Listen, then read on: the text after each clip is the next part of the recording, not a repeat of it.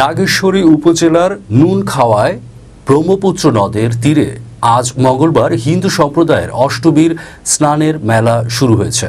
ব্রহ্মপুত্রে স্নান উপলক্ষে সারাদিন ধরে চলছে সাজ সাজ রব।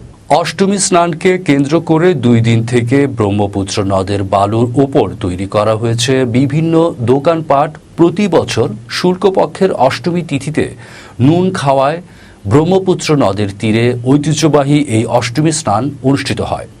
উপজেলার নুনখাওয়া ইউনিয়নের ঘাটপাড় থেকে শুরু হয়ে দক্ষিণে প্রায় 3 কিলোমিটার পর্যন্ত এলাকাব্যাপী বালুর উপর তৈরি হয়েছে নানা রকম পণ্যের স্টল সহ নানা ধরনের খেলনার দোকান। নদের কূল ধরে বসেছে বিভিন্ন রকমের দোকানপাট। এদিকে মেলায় সুন্দর পরিবেশ ও মেলায় শৃঙ্খলা বজায় রাখতে ভোর থেকে নিরলসভাবে ডিউটি পালন করছেন পুলিশ সদস্যরা। মেলার আশেপাশে কোনো ধরনের জুয়া খেলার বিষয়ে কঠোর অবস্থানে রয়েছেন নাগেশ্বরী থানা পুলিশ সহ দায়িত্বপ্রাপ্ত সকল ইউনিটের পুলিশ সদস্যরা। আমার বাবা মার পিণ্ডে দেওয়ার জন্য আমি খুব খুশি। এটা যেন বছরে বছরে থাকে, সবাই মিলে যেন আসতে পারি।